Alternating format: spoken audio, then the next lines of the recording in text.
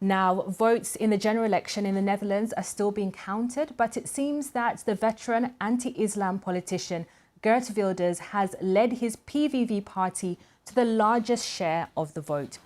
PVV, which translates into English as freedom, is set to take around 35 of the 150 seats.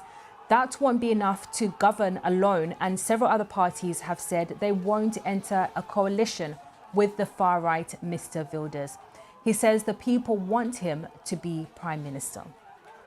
Luister, de kiezer heeft nu gesproken. The voters have spoken.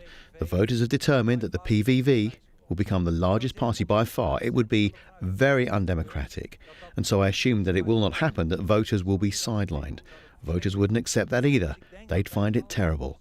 I think we need to see where the common ground is, and then we need to do business with each other. Because we have to help the Netherlands move forwards. The hope of so many people is that things must change in the Netherlands, that the influx of asylum seekers will be limited, that ordinary Dutch people will have more money in their pockets again, that homes will go back to the Dutch, that the Dutch will be put in the first place again. Well, we can go live now to our correspondent Anna Holligan in The Hague. And Anna, let's just take a step back and take stock of this moment. Just how significant is this result for the Netherlands?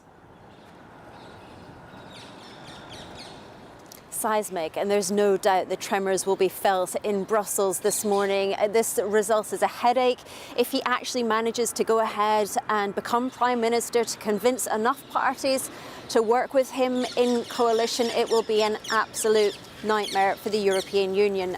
This is the Prime Minister's office just behind me here in the Dutch Parliament. The big question is who will be occupying it in a few months' time. That's as long as it could take in order to negotiate a new government. You heard Geert Wilders there talk about some of the issues that have really dominated this campaign. So, for example, migration, but talked about in pragmatic rather than inflammatory terms. The cost of living crisis, a new term, bestaanszekerheid, the security of existence, the shortage of affordable homes.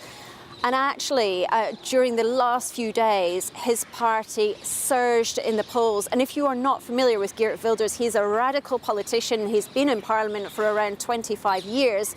He's anti-Islam, anti-immigration, but we've already had a kind of indication that he may be prepared to compromise in order to convince enough parties to go into coalition with him. And you mentioned 35 seats there. We've just had an update. It's looking as though he has managed to secure 37 seats in Parliament, about 2.3 million votes. That, to put it in context, is more than the VVD, the Conservative Liberal Party of Mark Rutte, secured in the last two elections. So to say seismic is perhaps even an understatement here. Yes, Anna, and a big challenge for the other parties in the Netherlands because, as you mentioned there, they've shunned Mr. Wilders over the years, over the decades. They now have to decide whether to support him in forming a government because he does have the popular vote, it seems. Exactly as you say, Catherine. So that will be the real challenge now because, as Geert Wilders said last night, he can no longer be isolated, he can no longer be ignored.